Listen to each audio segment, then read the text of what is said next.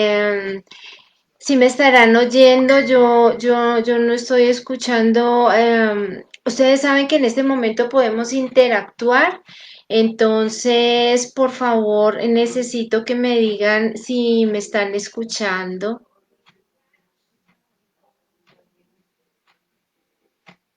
si me escucharán, yo cómo sé.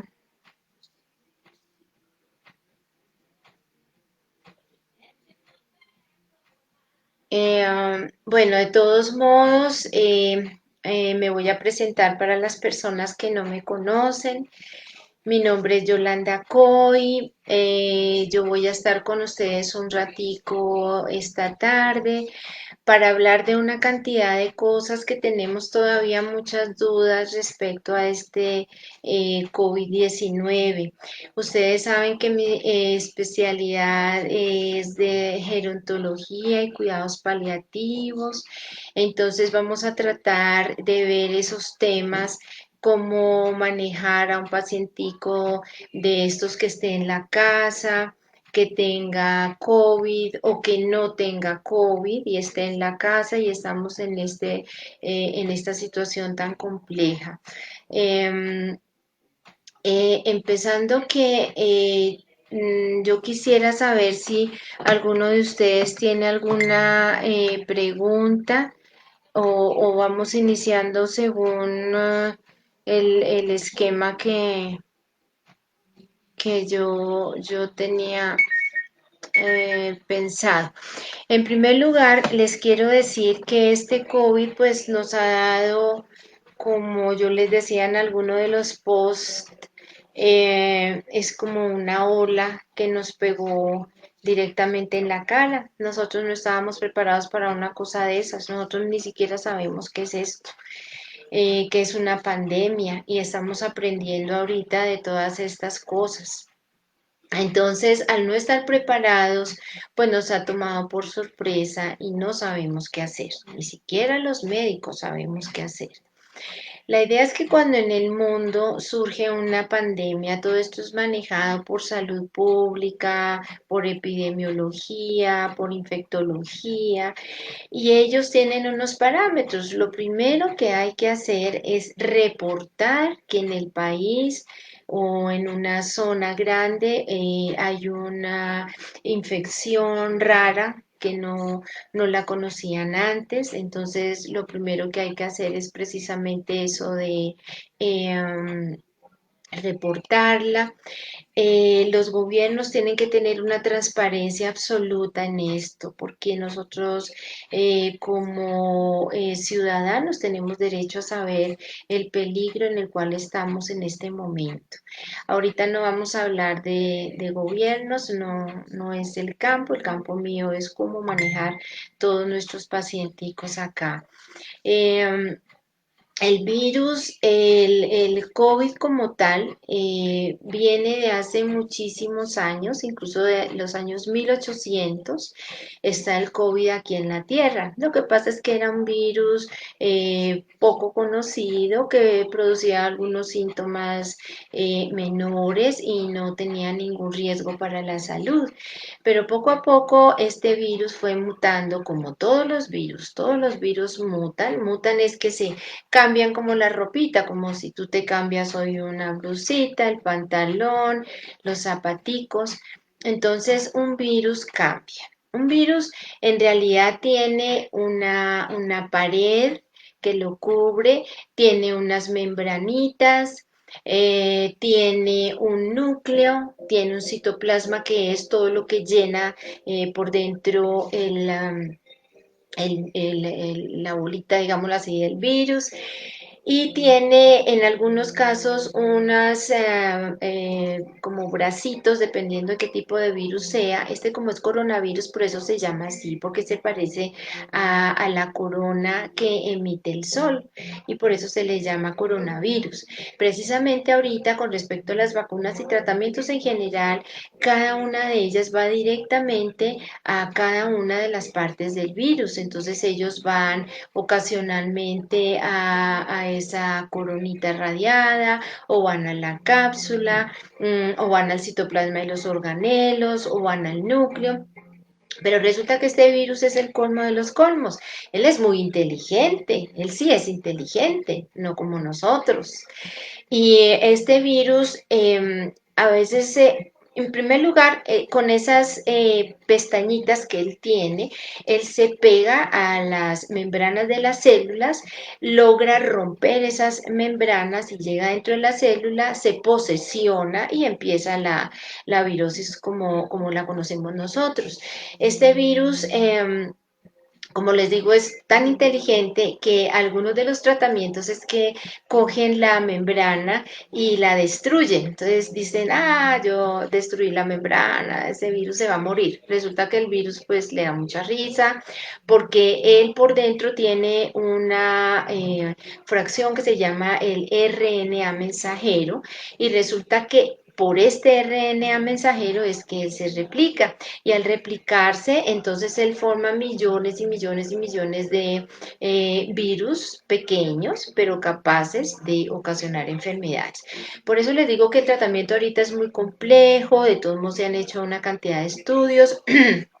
Hablaban de la citromicina, hablan de la ivermectina, hablan de los retrovirales, hablan ahorita de las vacunas, que entre otras yo de eso no quiero hablar mucho porque las vacunas de todos modos, para salir una vacuna comercialmente requiere de varios años, incluyendo 4 años. Esta vacuna no lleva ni un año. Entonces, por supuesto, no creo que sea la panacea. Y precisamente por el hecho de estar nosotros ahorita con esto de la vacuna, entonces la gente bajó la guardia y dice, pues como a mí me vacunan, listo, no hay problema, yo no tengo ningún inconveniente, yo sigo haciendo lo que se me da la gana.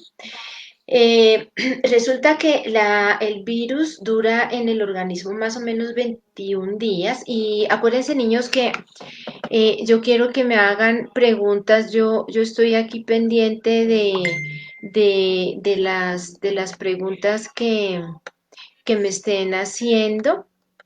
Y yo trataré de contestárselas lo mejor que pueda. Habrá momentos en que yo no sepa pues yo les digo, ¿no? Entonces quiero que sepan en primer lugar que este virus tiene una duración dentro del organismo de 21 días. El primer día de contagio, y vale decir, yo estoy con un paciente en exposición, que es un paciente que tiene más, o yo estoy más de 15 minutos con él, y me contagio porque este paciente bota sus gotitas de fluyé, se llama esto, son unas gotitas de saliva. Incluso hoy en día también ya se habla de las aspersiones más pequeñas de micropartículas de saliva y de secreción nasal y esto llega a más de 4 metros de distancia perfectamente. Entonces miren que sí es fácil que uno se contamine, porque inicialmente decían que uno debía estar a 2 metros, 1 metro de distancia de las personas para que no se contagiara, pero estamos viendo que esto es mucho más allá, mucho más allá. Además que ustedes saben que el virus se queda en las superficies. En las superficies puede durar hasta días, no solamente horas. Entonces, por eso es que es tan importante y que ahorita hablan de las nuevas cepas y ellas lo que hacen es que precisamente se transmiten más a una velocidad más rápida de la que venía transmitiéndose este virus. Entonces, cuando nosotros estamos en contacto con una persona que es portadora del virus y estamos más de 15 minutos seguidos con ella, nosotros nos vamos a contagiar. Entonces, supónganse nosotros en estos lugares que son cercanos, que son llenos de personas, y entonces nosotros nos vamos a contagiar muy fácilmente. Y eso es lo que la gente no ve, porque como eso no se ve y no se siente. Acuérdense que precisamente más cerca del 80% de las personas son asintomáticas. Eso es lo que es terrible.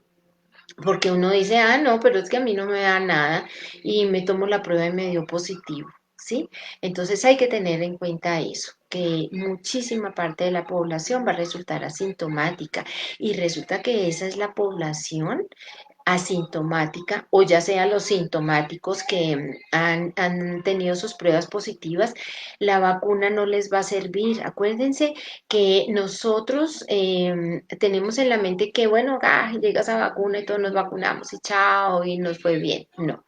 Acuérdense que la vacuna solamente está dada para las personas que tienen ciertas comorbilidades, pero resulta que no está, bueno, los médicos, personas de salud que están en la primera línea, ahorita están hablando de las personas mayores de 80 años, que ahorita les cuento que yo no estoy de acuerdo así nomás con eso.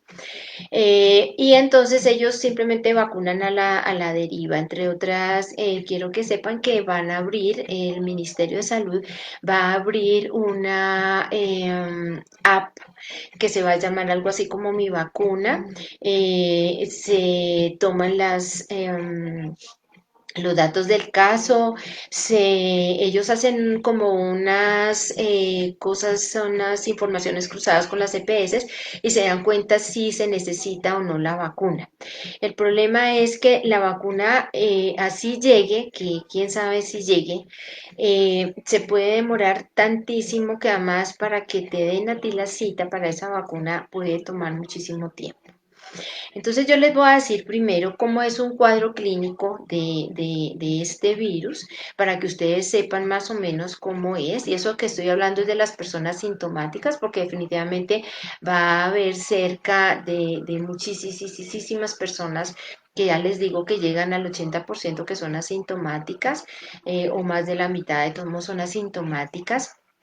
También quiero que sepan que las pruebas, que hay muchas pruebas, ahorita están la PCR, que es la del hisopado, la que se está usando y se demora el resultado unos 2, 3 días. Está la prueba rápida, que son antígenos, que también se toman por hisopado, esas se la dan a los más o menos 2 horas. Están las de los anticuerpos que se toman en la sangre.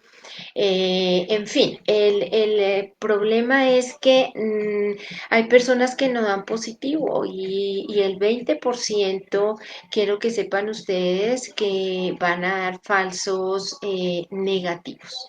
Entonces, por eso es que les digo, uno no se puede dejar de fiar en el momento en que se toma el examen, salió negativo y uno dice, ah, sí, listo, chévere, salí negativo, ¿no? Porque qué tal que tú estés en ese 20%.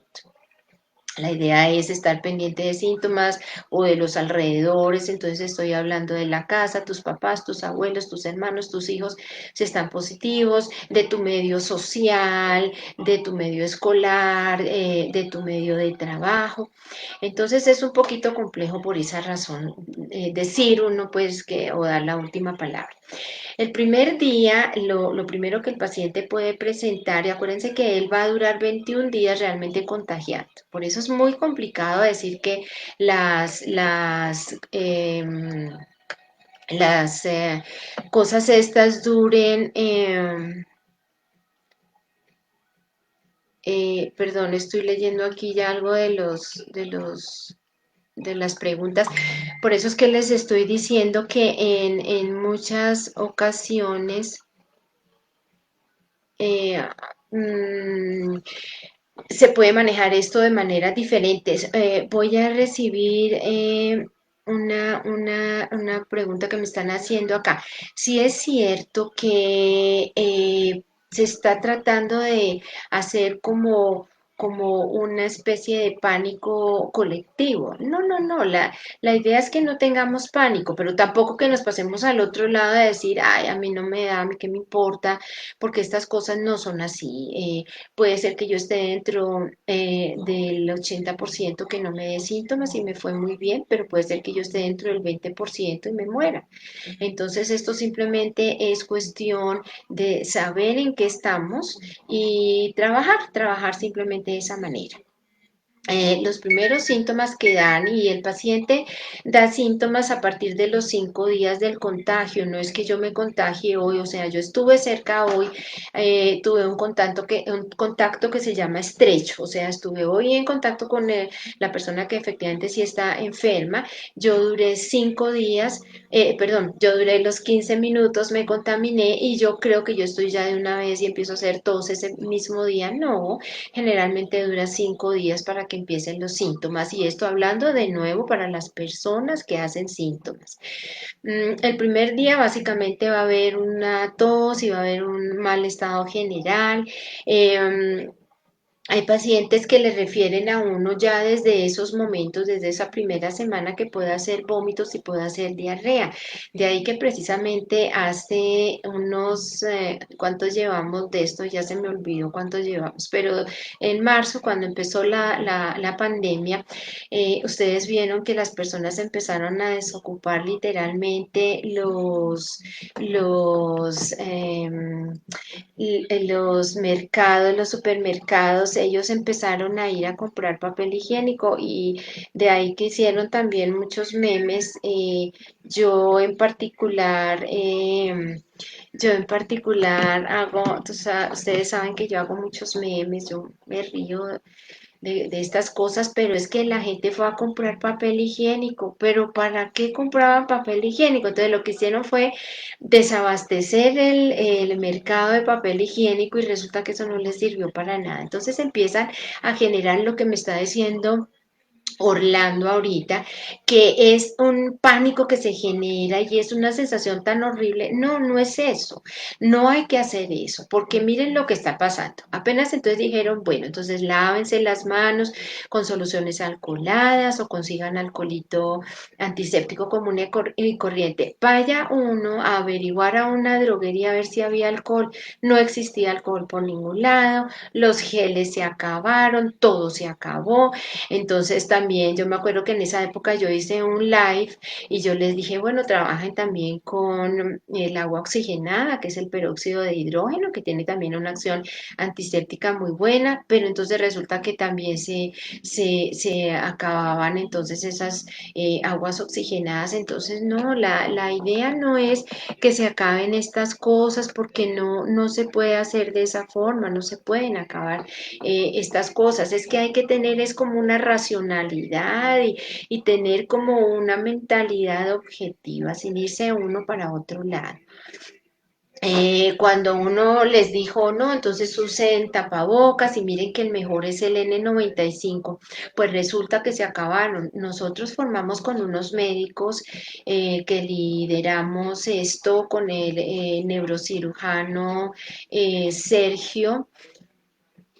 Nosotros hicimos una serie de cosas, nos tocó importar tapabocas para ir a las clínicas y donar tapabocas de tipo, los de tipo N95, porque resulta que ustedes, los loquitos que les dio tanto susto y que empezaron a generar ese pánico, resulta que acabaron con esos tapabocas y esos tapabocas son solamente para el personal médico, no son para ustedes. Nosotros debemos utilizar los tapabocas básicos. Estamos hablando del tapabocas quirúrgico, que es el tapabocas que utiliza todo el mundo. Hoy en día están haciendo también buenos tapabocas de telas termosellables y esos tapabocas no dejan pasar las partículas. Si ustedes me permiten, voy a hacer una pequeña prueba de los tapabocas. A mí me enseñaron esto, a mí me enseñó esto a hacerlo un médico. Voy a pausar un momentico no, no lo voy a pausar porque es que si lo pauso se acaba este video. Voy a hacer una cosa que uno nunca debe hacer, pero la voy a hacer. Me voy a parar, voy a traer dos tipos de tapabocas y les voy a hacer una pequeña prueba para que ustedes la hagan en su casa y para que ustedes sepan en realidad qué tipo de tapabocas les va a servir y cuál no. Perdón, un segundo.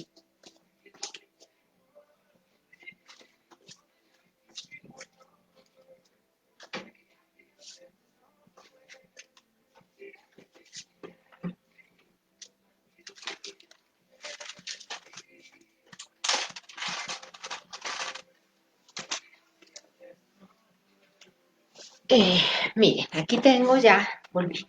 Tengo dos tipos de tapabocas y tengo un desodorante en spray cualquiera. Entonces ustedes lo que van a hacer es lo siguiente. Estos son los tipos de tapabocas que denominan quirúrgicos, ¿no? Que son los que nosotros los médicos hemos utilizado toda la vida. Estos están hechos por tela de tipo termosellable. Quiere decir que esto no deja pasar partículas que estén por encima de 5 micras, o sea, no dejan pasar las partículas correspondientes al virus. Ellos vienen de esta manera, la manera de colocarlos, eso ya lo han visto ustedes, escogiendo de esta zona de las tiritas que vienen a los lados y de hacer esta operación y que quede bien colocadito. Cuando ustedes se lo colocan bien, esto queda bien adherido a la cara. Yo he visto que cuando no se los colocan bien, esto queda abierto en esta zona y podrían entrar los virus, pero si ustedes lo colocan bien, no tiene por qué haber problema. No hagan eso que estoy viendo unos videos de yo no sé quién, que se ponen este video, primero cogen este tapabocas, es que lo doblan, luego se lo colocan no sé cómo, luego lo doblan no sé cómo. No, no, no, no, esto no viene así, porque entonces esto vendría para eso. No hay necesidad, simplemente ustedes van a encontrar en la parte de arriba una zonita que tiene un metal, esa es zona metal, ustedes se lo van a colocar inmediatamente debajo digamos, de esta zonita del puente de la nariz.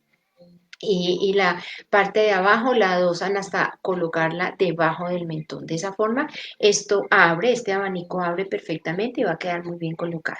Entonces, si yo cojo este tapabocas, muestra, si lo están viendo así, y yo hago esto, ustedes se dan cuenta que esto no me está pasando al lado siguiente.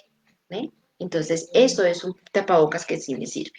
Luego tenemos estos tipos de tapabocas que los están vendiendo, son telas termosellables, también están bien. También tienen una región, una partecita de metal. Esa partecita ustedes también se la van a colocar acá y también van a hacer exactamente lo mismo. Entonces, si yo también, otra vez, si estoy yo viendo acá, este tapabocas y yo hago esto, ustedes notan que no me está pasando nada del otro lado. Entonces eso es para que ustedes tengan en cuenta este tipo de tapabocas que les puede servir. Si ustedes tienen un tapabocas de una tela muy sencilla y ustedes hacen esta prueba con el, ¿qué? Con el desodorante y el desodorante pasa al otro lado, pues es precisamente que no les va a servir ese tapabocas. Entonces quiero que sepan eso. Bueno, entonces estábamos en los 5 primeros días.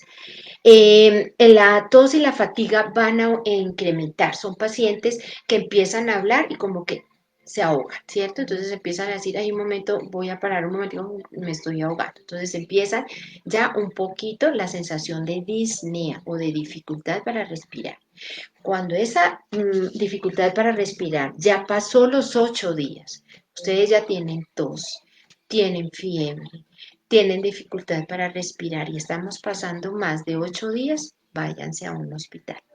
Miren, aquí hay una cosa que quiero que sepan ustedes y que es muy importante. Resulta que cuando estamos nosotros viendo acá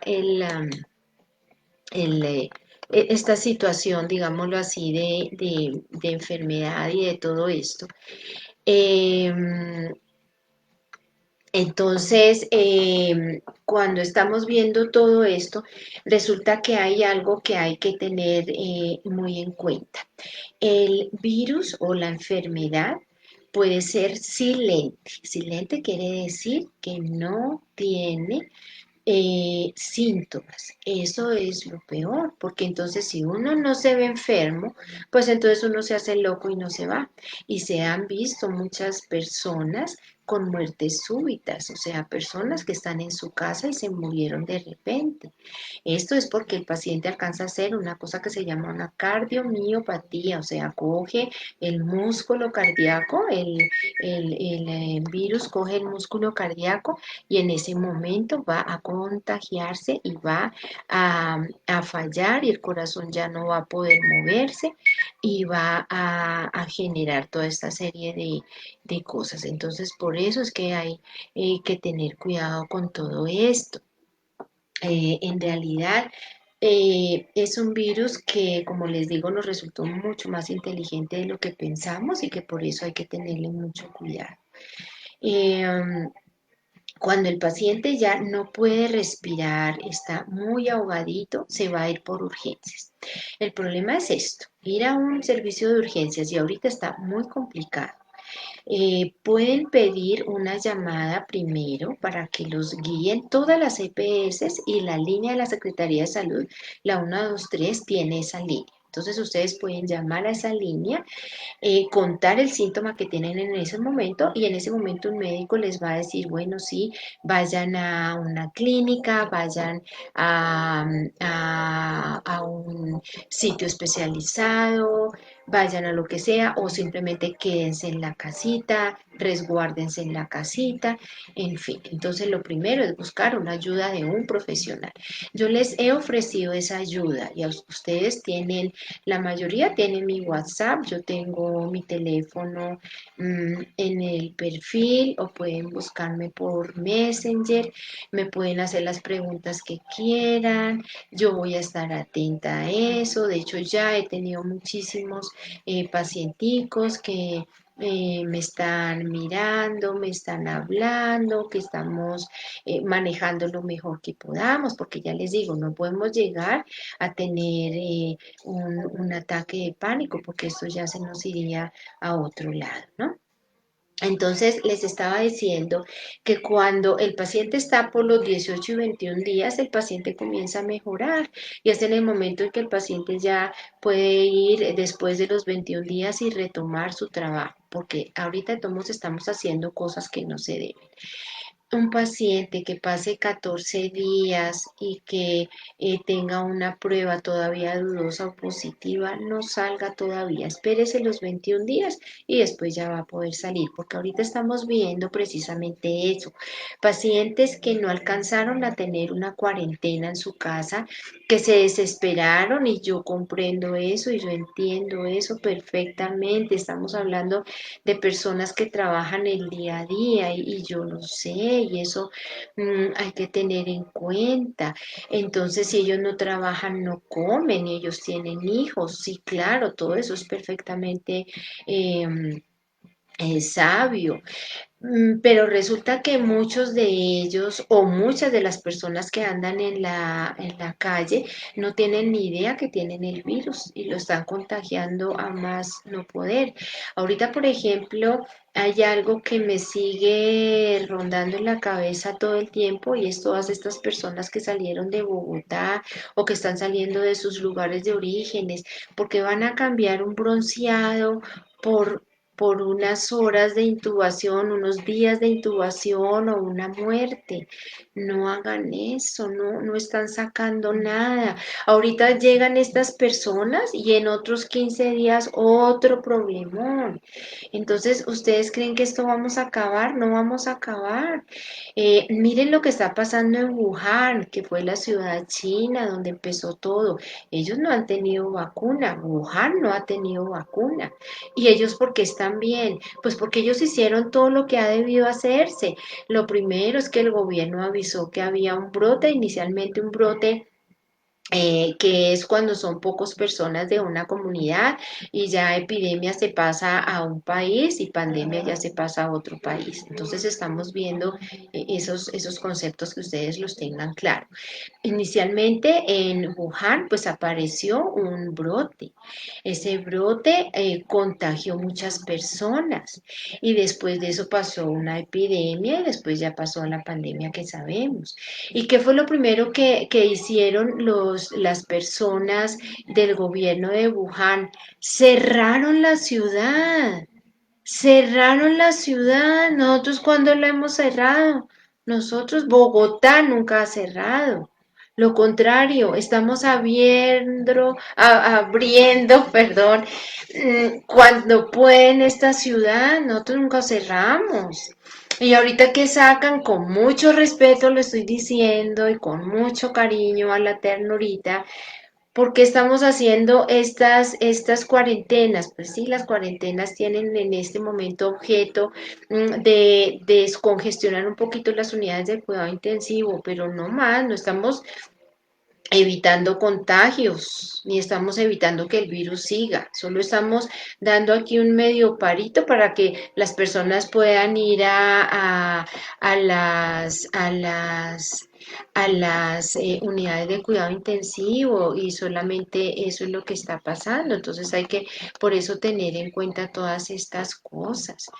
Eh, um, Acuérdense que cuando ustedes llegan a un hospital van solitos, ustedes no pueden ir con ningún acompañante y ustedes no saben en qué momento van a poder lograr que les den algún tipo de información a sus familiares. Acuérdense que yo tuve un hijo hospitalizado que afortunadamente no fue COVID, pero aún así, y yo con tantos amigos dentro de ese hospital, qué lío tan terrible era para que ellos supieran cómo estaba.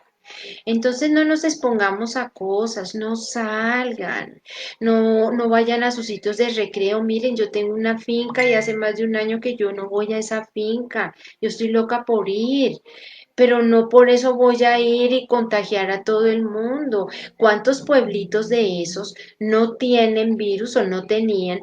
Y llegan y de repente todo el mundo está contagiando a las personas locales. Entonces eso no se hace. Nosotros hemos perdido ahorita muchas cosas, muchos valores. Aquí decían, este virus es un maestro, todos nos volvimos solidarios, compasivos, amorosos. No, somos muy egoístas y somos malos. Y estamos buscando que los demás se contagien. Y a mí no me importa quién se contagió con tal de que yo no me contagie. Eso es lo que está pasando.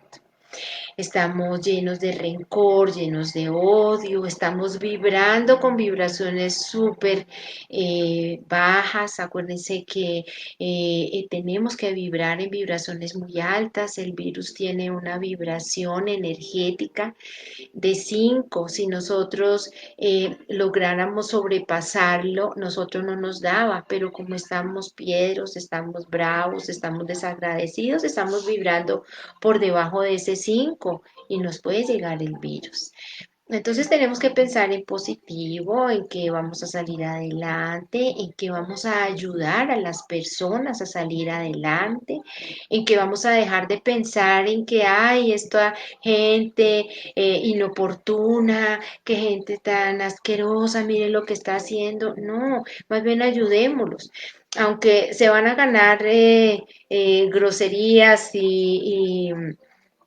y regaños, como yo me he ganado muchísimos, a mí me han dicho HP y demás, pero bueno, pues que me lo digan, es gajes del oficio, pero nosotros estamos encargados de por lo menos decirle, oiga señora, póngase bien el tapabocas, o la gente que anda con esos tapabocas abajo, o la gente que tiene de estos tipos de tapabocas y nunca los han lavado, o las personas que tienen estos tipos de tapabocas y los tienen desde marzo. Acuérdense que un tipo de tapabocas de estos no puede durar más de 2 días puesto porque nosotros mismos estamos hablando y lo estamos llenando de gotitas.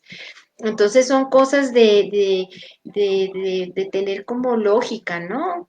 Entonces es importante que sepan eso.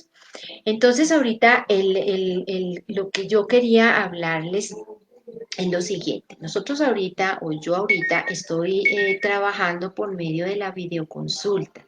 Estoy trabajando con mis pacienticos por medio de la videoconsulta. ¿Para qué? Para cuidarme yo. Ustedes saben que yo tengo a mi niño menor discapacitado. Yo duermo con él, literalmente duermo con él. Entonces yo tengo que protegerlo. Y aún así yo estoy manejando una cantidad de pacientes fantástico.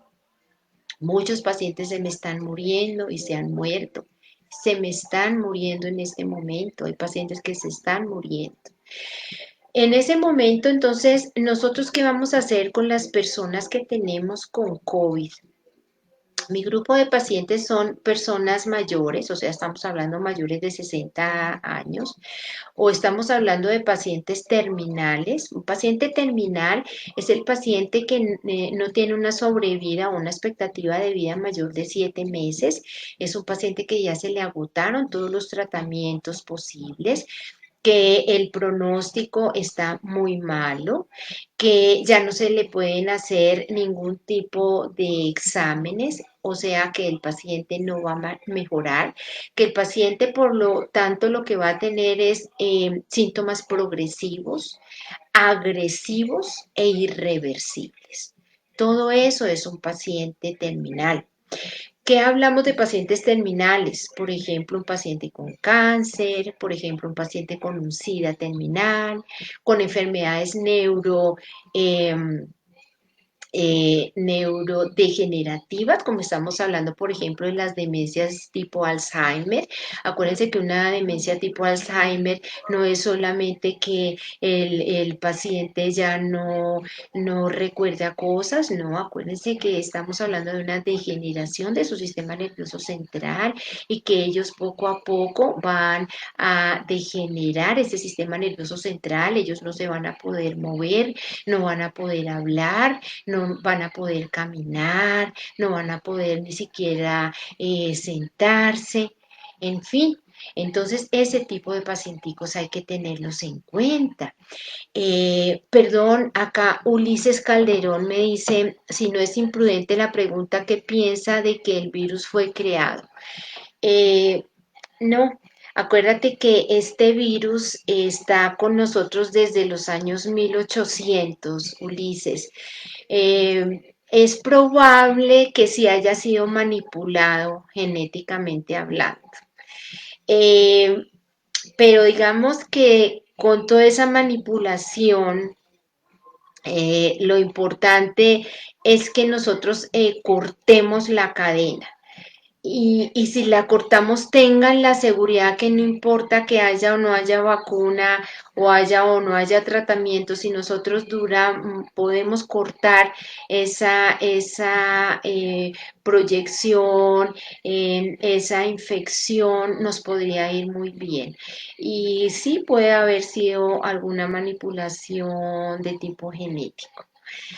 Eh, entonces les decía que nosotros también manejamos, por ejemplo, una falla cardíaca o una falla renal que no haya podido ya ser manejada adecuadamente. Entonces nosotros hablamos ya es de fracaso de órgano, no de falla de órgano. Ustedes han oído muchas personas, incluso ustedes tienen muchos parientes que tienen fallas cardíacas y ellos están ahí y están relativamente bien, llenos de medicamentos, de cosas, de oxígeno, pero cuando nosotros ya hablamos de un fracaso, quiere decir que ya no se pudo hacer nada más. Carlos Alberto Gutiérrez, voy a leerles la intervención de él. Dice, en teoría los recuperados sin secuelas no deberían poder atender a enfermos en las clínicas sin temor a contagiarse de nuevo, es decir, quienes ya tienen anticuerpos necesitan seguir con tantas medidas de bioseguridad. Sí, Carlos, porque estamos hablando de un virus mutante. O sea, es como, ustedes se acuerdan en una época, cuando yo era chiquita, claro, que habían los rateros estos de Chapinero, que ellos robaban, ellos agarraban el reloj literal y lo llamaban raponeros y robaban a la gente y entonces uno salía corriendo detrás de ellos y resulta que decían otras personas cómo iba vestido y él iba vestido, yo sé, de saco rojo y resulta que uno miraba a todas las personas y habían de saco azul, de saco verde y resulta que esa persona se había quitado el primer saco que era rojo y ya iba en saco verde o ya iba en camisa, él se quitaba la ropa cada rato. Igualito hace el coronavirus. Él muta en este momento desde que apareció la infección en noviembre ya, noviembre del 2019. que fue el primer caso que ya saben está reportado en Luján. De ahí en adelante él se ha venido quitando sus capitas y tiene más de 15 mutaciones. Entonces por eso es muy difícil uno en un momento dado poder decir, ay vea, yo le puedo trabajar a este virus la pared celular o le puedo trabajar el RNA o le puedo trabajar los filamentos de proteína. Eso es lo que está pasando con este virus.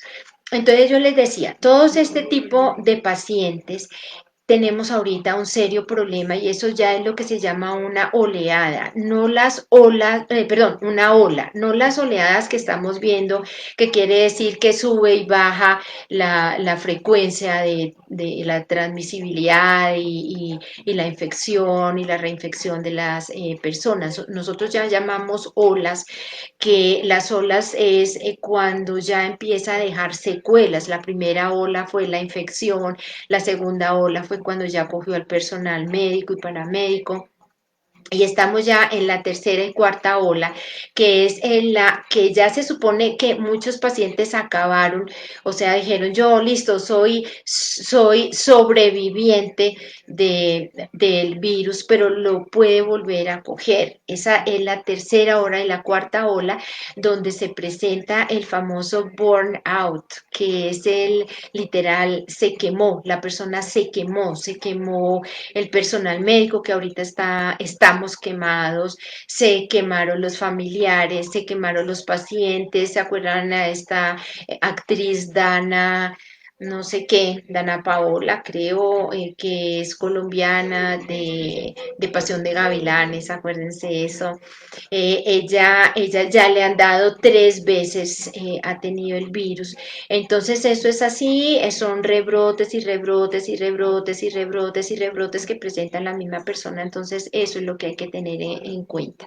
Entonces hablando de la ola que nos corresponde a nosotros, ¿qué hacer con un paciente que tiene COVID-19 y está en nuestra casa? En primer lugar, tenemos que tomar todas las medidas necesarias porque no lo vamos a dejar por allá tirado. De hecho, son pacientes míos, o sea, son pacientes que ya están terminales, que no se pueden valer por ellos solos. Son pacientes que requieren de un acompañamiento constante. Estos pacientes entonces los tienen un cuidador especial que puede ser una esposa, una hermana, el cónyuge, un hermano.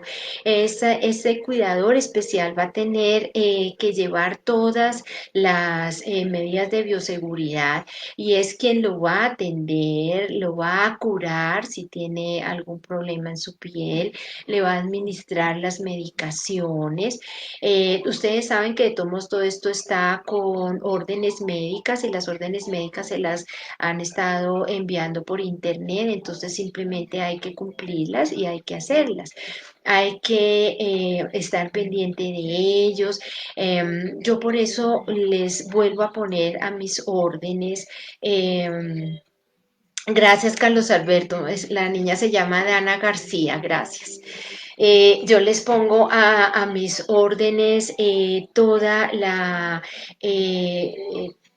lo que tengo, mis conocimientos, si no los tengo, vamos a buscar personas expertas, pero vamos a trabajar esto, porque ustedes saben que llega un momento en que estos pacientes ya se ponen demasiado malitos, estos pacientes ya están saturando muy mal, ya no se mueven, entonces es momento de dejarlos ir, pero antes de dejarlos ir es importante que tengan una conversación y lo vamos a hacer por videollamada con toda la familia, donde le van a decir que lo aman mucho, donde le van a dar las gracias porque fue una persona muy importante en su vida, donde le van a pedir perdón y lo van a perdonar y donde lo van a dejar ir. ¿Y cómo se deja ir una persona? Simplemente se le dice, papito, por ejemplo, papito, te puedes ir, descansa. Aquí todo queda bien, muchas gracias por todo y ellos se lo van a agradecer. Pueda que no capten ustedes que los están oyendo, que les están parando bolas, pero ellos los están oyendo. Entonces hay que tener eso en cuenta y eso es muy especial. En este momento, no sé a mí qué me pasa, pero yo siento cuando se me está muriendo un paciente, de alguna forma ellos vienen y se despiden de mí. Acuérdense también que la parte de oído, una persona puede escuchar hasta 20 minutos después de haberse ido. Es muy importante que le acerquen ese teléfono porque seguramente él ya no ve, él ya no está viendo, pero sí los puede escuchar, entonces, o le ponen altavoz, entonces le van a hablar estas cosas que les he dicho. Eh, um, Me preguntan que si puedo hablar de las secuelas. María Clau, divina, claro que sí. Entonces ella dice que si puedo hablar de las secuelas y cómo afecta el sistema nervioso. Sí, mira, en este momento se dice que el coronavirus está afectando terriblemente el sistema nervioso central. Él entra al cerebro, entra a las neuronas. Y es muy importante esto porque resulta que para evitar eso, si nosotros tomáramos profilácticamente la vitamina D, hay que hacerlo. Eso me preguntan ya y lo vamos a hacer a nivel personal y privado, porque por estos medios uno no debe trabajar las medicaciones, pero sí les hablo de la vitamina D. Ella es nuestro guardián custodio, les quiero decir, es el guardián custodio del cerebro. La vitamina D lo que hace es ayudar y evitar que estas cosas sigan. El virus a nivel del sistema nervioso central deja muchas secuelas, entra una falla cognitiva y les quiero decir cuando una persona que le haya dado coronavirus y haya estado muy malita y haya estado en cuidado intensivo, ella no va a ser la misma. Ella va a tener una cantidad de problemas cognitivos, va a tener algunas amnesias, van a tener problemas para hablar, van a tener problemas para caminar. Ustedes saben, todos estos pacientes que han salido y salen en silla de ruedas, tienen que hacer una rehabilitación neurológica importante. Así que al cerebro sí llega este virus y es absolutamente dispendioso ver todas las secuelas que está dejando. Entonces sí deja secuelas, mi linda, sí las deja. Y deja secuelas que son las que ya vamos a entrar a manejar nosotros en cuidados paliativos. Él deja secuelas a nivel del sistema cardiovascular. Son pacientes que la mayoría están anticoagulados, tienen una cantidad de medicación. La mayoría de ellos usan oxígeno ya por siempre, entonces usan los famosos CPAP que son unas maquinitas que respiran o los ayudan a respirar a ellos en las noches, un sinnúmero de medicamentos, una rehabilitación cardíaca especial. Hay pacientes que tienen severos efectos a nivel renal, son pacientes que quedan con diálisis y desafortunadamente hay unas indicaciones en las cuales ya toca retirarles esa diálisis y el paciente muere porque no se le puede hacer nada más. Entonces, las secuelas respiratorias también son importantísimas. Son pacientes, y estamos hablando de pacientes que están de cuidado intensivo, ¿no? No estamos hablando de pacientes que no les ha dado los síntomas floridos porque ellos salen adelante sin ningún problema. Estos pacientes que han ido a unidad de cuidado intensivo, acuérdense que la mayoría de ellos están boca abajito, que nosotros llamamos en decúbito prono. Es una posición protectora donde hace el trabajo de los alvéolos, se reclutan ellos. Esa palabra reclutar quiere decir que todos ellos van a marchar más o menos como se reclutan las fuerzas militares. Ellos se reclutan y van a trabajar un poco mejor. Sin embargo, cada alvéolo, que es la unidad estructural y funcional del pulmón, va a estar demasiado averiado y estos pacientes salen con fibrosis pulmonar, o sea, su pulmoncito ya no se va a expandir debidamente, se vuelve duro y es absolutamente terrible eso. Me pregunta Carlos Alberto, vitamina D, consumiendo pescado, aceite de hígado de bacalao con prudencia de vez en cuando serviría. Sí, claro, la vitamina D de todos modos sirve en el alimento, pero se están dando alrededor de 4.000, 5.000 unidades vía oral. Entonces es importante de todos modos eso. También acuérdate que la vitamina D se toma en el sol, ¿no? Hay que permanecer en el sol lo más que se pueda, así sea a través de la ventana americana. Entonces les digo que las secuelas son muy, muy, muy severas. Yo tengo un paciente, por ejemplo, este paciente es joven, este paciente necesita hospitalización, pero no cuidado intensivo, y él me consultó porque todas las noches él dice, doctora, de aquí a aquí yo siento algo que no puedo respirar. Y ya le iniciamos un tratamiento paliativo y él va muy bien. Entonces, yo lo que les quiero dejar en este momento es que vienen cosas importantes. Si Dios quiere, viene una entidad que vamos a sacar que se llama CC Home, Comfort Care Home, o pues la pasamos a español, pero a mí me encanta en inglés. Ya tengo el logo, ya tengo todo y si Dios nos da vida es un grupo de médicas que vamos a trabajar en esto. Si tienen preguntas, entonces por favor me las acaban de hacer. Si no, está abierto mi Messenger, mis redes. Yo tengo Twitter, tengo Instagram, tengo WhatsApp, tengo Telegram. Entonces ahí me van a encontrar y con mucho gusto les voy a atender. Saben que los quiero mucho, los llevo en mi corazón, les deseo lo mejor, Dios nos bendiga y nos asista y yo estoy pendiente de ustedes, lo que necesiten con mucho gusto. Entonces, los quiero. Hasta otra oportunidad.